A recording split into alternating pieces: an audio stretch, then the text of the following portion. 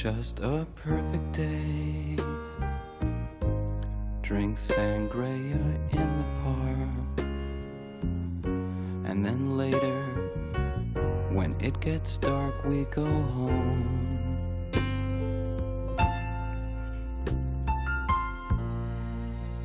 Just a perfect day. Feed animals in the zoo. Then later, a movie too, and then home. Cioè, si sogna che sta ballando con una bella mora con i capelli lunghi? Cosa sta sognando in questo momento? No, allora, questa canzone mi piace particolarmente, uno perché insomma dal punto di vista musicale è un capolavoro assoluto e Lou Reed è un genio. E il bravo Claudio Regia doveva mettere luci un po' diverse, colorate. Ma allora doveva esserci tutto sì, rispetto. Ma la chiamavamo, se lei mi diceva io la chiamavo. Le voglio che molto bene, ma Lucio Cruz è dato. No, e poi perché in realtà questa canzone racconta di una giornata perfetta, e la giornata perfetta è lui e lei che stanno camminando in un parco, danno da mangiare agli scoiattoli e poi tornano a casa, si mettono sul divano e stanno lì. E questa è una giornata perfetta. Il caminetto acceso, la neve fuori. Questa è una giornata perfetta. Avevo pensato all'autunno che camminava con i colori delle foglie che sì, sono ma infatti è una canzone autunnale questa, assolutamente autunnale. Assolutamente autunnale, con il profumo delle castagne che... No, ma la forza di questa canzone, la forza evocativa di questa canzone sta nel fatto che la giornata perfetta è fatta di cose semplici. Questo è. Cioè la vita è fatta di cose semplici. La felicità secondo me è fatta di cose semplici. Facevamo prima, una volta ho chiesto a un leader politico molti anni fa, importante, così ho detto, ma sentite, ma perché una volta per il nostro paese chi governa, chi è all'opposizione, se questo è blu, non è blu per tutti e due, se quello è l'obiettivo di arrivare a quel blu lì, non è un blu da arrivare per tutte e due le parti politiche per il bene del paese.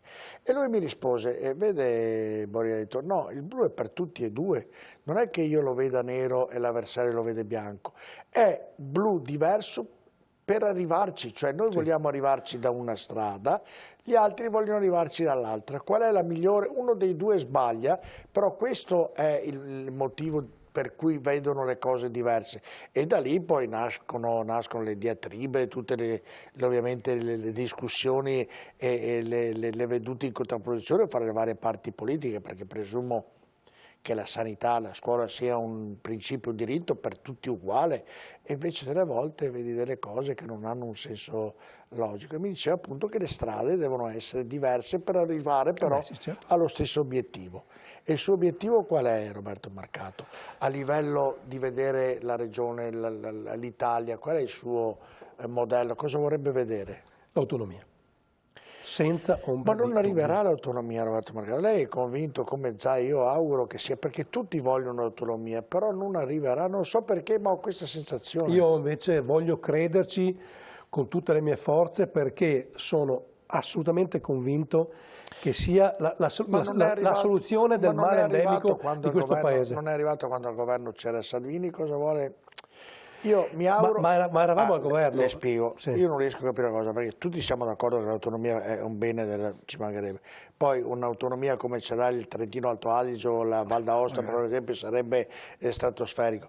Però l'Italia non vorrà questo, e quindi ho la sensazione che se lo richiede ovviamente, se lo richiede determinate regioni che tutti lo vorrebbero, altre non verrà dato. Cioè, allora l'Italia deve decidere se vuole continuare ad arrancare, se vuole continuare ad avere parti del paese dove la disoccupazione giovanile è al 70%, se vuole avere intere parti del paese che sono in mano alla criminalità organizzata, se vuole continuare ad avere una crescita di PIL dello 0,0%. Lei crede che con l'autonomia va via tutta sta roba qui? Sì, assolutamente sì. Perché sono, dal secondo dopoguerra ad oggi, noi abbiamo avuto un unico sistema, che è fatto da una democrazia parlamentare con un sistema centralistico della gestione della pubblica amministrazione. Domanda, questo sistema oggi è efficiente? Ha ridotto il divario fra nord e sud?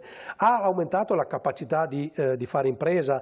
Ha ridotto la criminalità organizzata? No, e allora io dico solo una cosa, ma se queste regole sono sbagliate, cambiamo regole. Io mi auguro che a un certo punto, lei è un amante del calcio. Ma se vede che dopo 10 Un po' anni... meno, lo so, un po' meno, perché reputo, anche qui vuole un mio parere personale, mi auguro che lei diventi...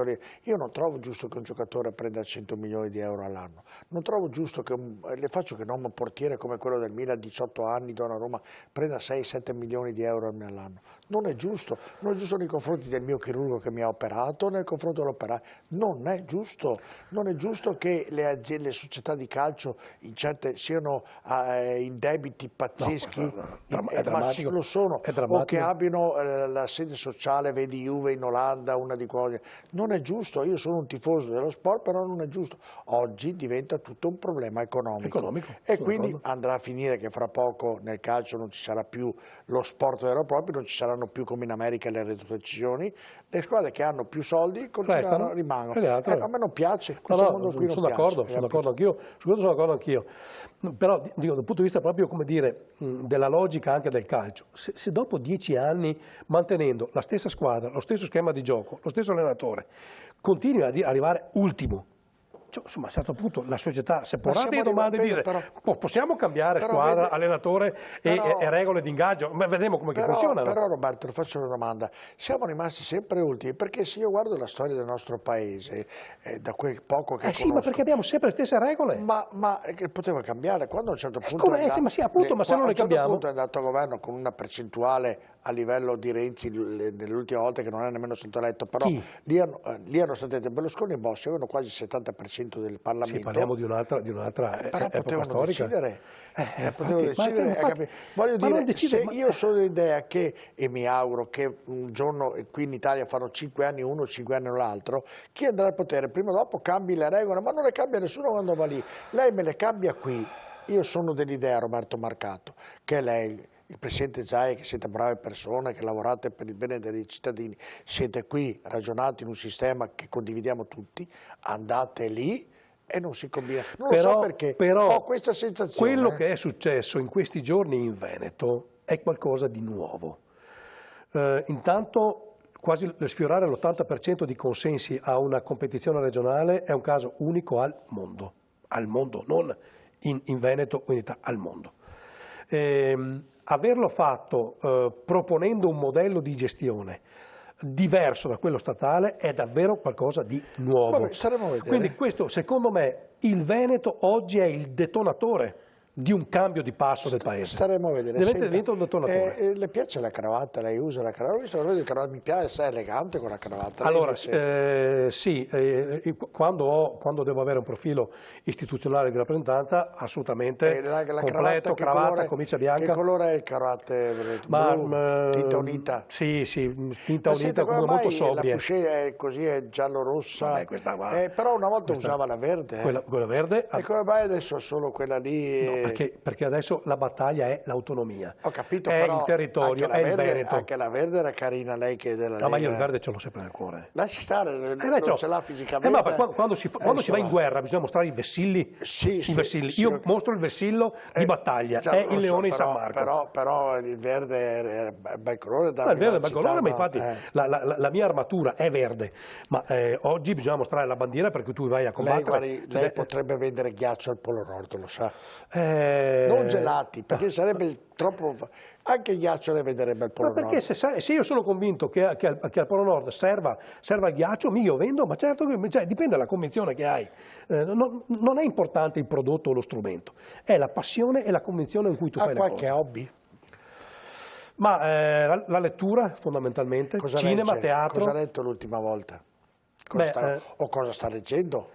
Vabbè, ma sto riprendendo romanzi che avevo letto. Io amavo la letteratura russa e quella francese. Strano quella russa, è un po' particolare. Però io ho un amore viscerale nei confronti di Dostoevskij, che reputo una roba. E poi il cinema. Adoro il cinema. È un po' pesantino, però. No, assolutamente. È una roba... È come è la canzone che abbiamo sentito prima, una canzone è cioè, bella, però i punti è bella, però non ha quel grinta che Roberto Marcato ha. È una canzone coccolona. No, cioè, Dostoevskij ma se paragoniamo alla canzone che abbiamo ascoltato, e lei e uno dice Roberto Marcato piace questa canzone, io vorrei una canzone rock di Roberto Marcato. Invece lei ha capito. Ma quindi è un romanticone? No, io sono un romanticone, poi insomma ho anche momenti in cui bisogna rilassarsi, allora a me mi piace la musica classica, mi piace la lirica. Però un romanticone, diciamo. Dopodiché, se quando vado via in macchina, io per esempio ho una mia playlist anche da campagna elettorale, e è un'esplosione di AC/DC, certo. Metallica, Guns N' Roses, ragazzi, carica se carica. Questo pensavo così, cioè, quando Gattuso usciva allo stadio San Siro che c'era la canzone dei Queen, se non mi ricordo bene, che battevano il... Sì, ma certo, ma dipende, c'è un tempo di guerra, un tempo di pace. Con Zaia parla mai di queste cose, parla solo di politica? No, parliamo di mille cose, cioè, ci sono dei momenti in cui anche noi abbiamo bisogno di staccare la spina e magari ti ritrovi a parlare per un quarto d'ora di una rondine che passa. Lei vive in un paesetto, giusto, però è di Castelfranco nativo. No, io sono nato a Castelfranco, sì. Però ha vissuto poco, poi è nato nel paesetto. No, io proprio sono nato in ospedale là e basta. Nel paesetto, visto che lei è popolare, lo vedono tutti bene i paesani suoi? Penso proprio che sì. Sono nato là e vivo là da un milione di anni. Vediamo il servizio. Basta una cifra, 11.660, per soppesare la caratura politica di Roberto Marcato, assessore regionale uscente allo sviluppo economico. Schietto, diretto, determinato, serio. Queste solo alcune delle armi con cui macina consensi, tanto da essere il candidato consigliere regionale più votato nella recente tornata elettorale in Veneto, con una cifra record che, come detto, ha superato le 11.000 preferenze. Ma quello che emerge di lui televisivamente corrisponde nel quotidiano? Lo abbiamo chiesto alla sua gente in Alta Padovana. Sindaco, 10 anni gomito a gomito con Marcato, ai tempi assessore al sociale e al bilancio, ma non le manca un po' qui in municipio? Sì, un po' sì, perché eravamo sempre ricchi di fantasia e di battute, è stato divertente, è stato bellissimo lavorare con lui per 10 anni. Spero adesso che ci faccia da spalla praticamente in regione, ne abbiamo bisogno e confido molto nel suo aiuto e so che lo avremo. Che persona è Roberto Marcato? Beh, è una persona molto, molto simpatica, però anche sa essere seria e molto caparbia quando vuole. Molto. Battere i pugni sopra il tavolo come piace a me è uno di quelli. Andavamo molto d'accordo per quello. Che è capace di fare, quel che promette lo fa. Dio tutto non riesce a fare, però lui quel promette fa. E che uomo è? Che persona è? Simpatico, molto simpatico. Uno alla mano? Alla mano proprio, veramente. Senta, ma non le sembra a volte anche un po' troppo diretto? No, siccome mi piace essere diretto, a me va. Ha quella serietà che piace a tanti. È un diritto, scuola Zaia, scuola veramente... Noi siamo fortunati qui di avere dei grandi personaggi e lui è uno. È molto vicino al paese dove è nato. È ben voluto dalla gente, anche per il suo modo di esprimersi. È molto convincente, insomma, ha delle idee molto chiare. Quindi le piace? Sì, e anche, se posso dire, l'ho votato. Come mai? Non è troppo a volte ruvido, insomma, troppo diretto? Bisogna che quelli che sono eletti stiano dalla parte della gente e che abbiano il coraggio di ammettere certe cose. È una persona alla mano che sa stare in mezzo alla gente e capire i problemi della gente. È una persona molto seria che sa fare il suo lavoro, insomma competente per questo. Insomma. Qui nel territorio ha lasciato comunque un segno tangibile, la sua presenza si sente? Sì, penso proprio di sì, perché se ha preso tutti questi voti lo deve anche al suo lavoro che ha fatto, insomma. Sono abbastanza schietta e diretta. Secondo lei è questo il segreto del suo recente successo alle elezioni? Penso di sì. E quando torna al paese deve offrire da bere?